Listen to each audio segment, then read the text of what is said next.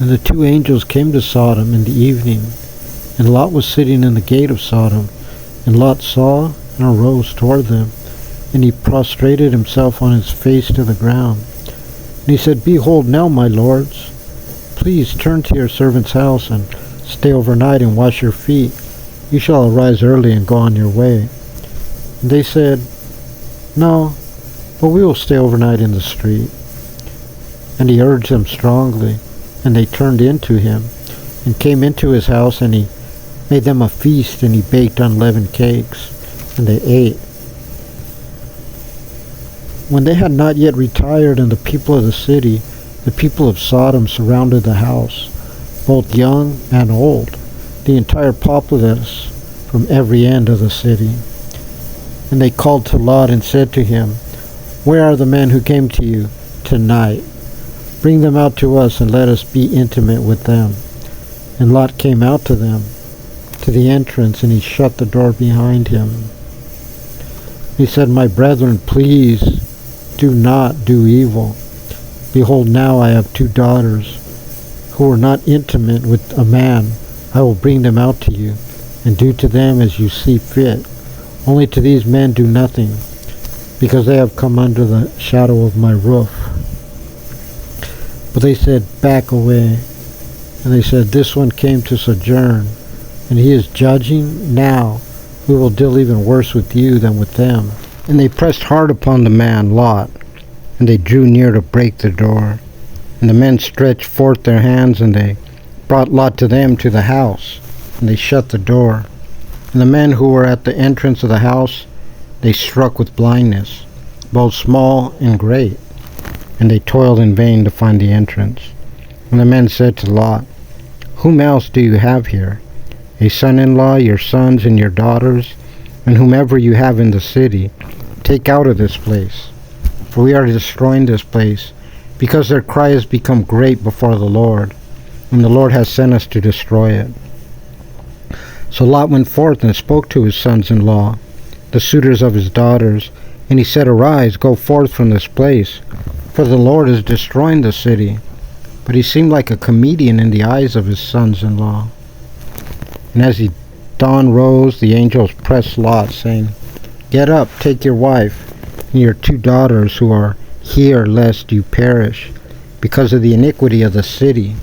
But he tarried, and the men took hold of his hand, and his wife's hand, and the hand of his two daughters, out of the Lord's pity for him, and they took him out and placed him outside the city.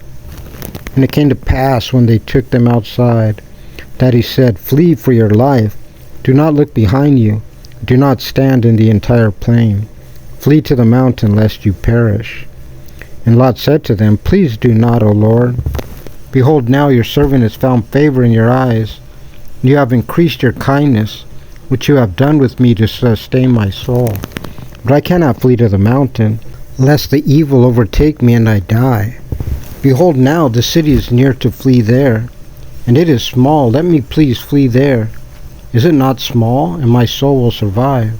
And he said to him, Behold, I have favored you also as regards this matter, that I will not overturn the city that you have mentioned. Hasten, flee there, for I will not be able to do anything until you arrive there. Therefore he named the city Zoar. The sun came out upon the earth, and Lot came to Zoar. And the Lord caused to rain down upon Sodom and Gomorrah brimstone and fire from the Lord from heaven. And he turned over these cities and the entire plain, and all the inhabitants of the cities and the vegetation of the ground. And his wife looked from behind him, and she became a pillar of salt. And Abraham arose early in the morning to the place where he had stood before the Lord.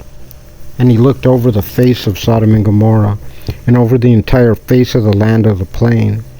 And he saw, and behold, the smoke of the earth had risen like the smoke of a furnace. And it came to pass, when God destroyed the cities of the plain, that God remembered Abraham, and he sent Lot out of the midst of the destruction, when he overturned the cities in which Lot had dwelt.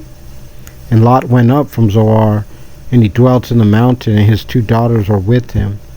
For he was afraid to dwell in Zoar, so he dwelt in a cave, he and his 2 daughters. And the elder said to the younger, Our father is old, and there is no man on earth to come upon us, as is the custom of all the earth.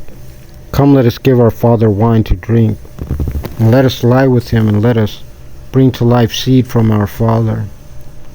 And they gave their father wine to drink on that night. And the elder came and lay with her father, and he did not know of her lying down or of her rising up. And it came to pass on the morrow that the elder said to the younger, Behold, last night I lay with my father, let us give him wine to drink tonight too. And come, lie with him, and let us bring to life seed from our father. So they gave their father to drink on that night also. And the younger arose and lay with him, and he did not know of her lying down or of her rising up. And Lot's 2 daughters conceived from their father. And the elder bore a son, and she named him Moab. He is the father of Moab until this day. And the younger she too bore a son, and she named him Ben-Ammi. He is father of the children of Ammon until this day.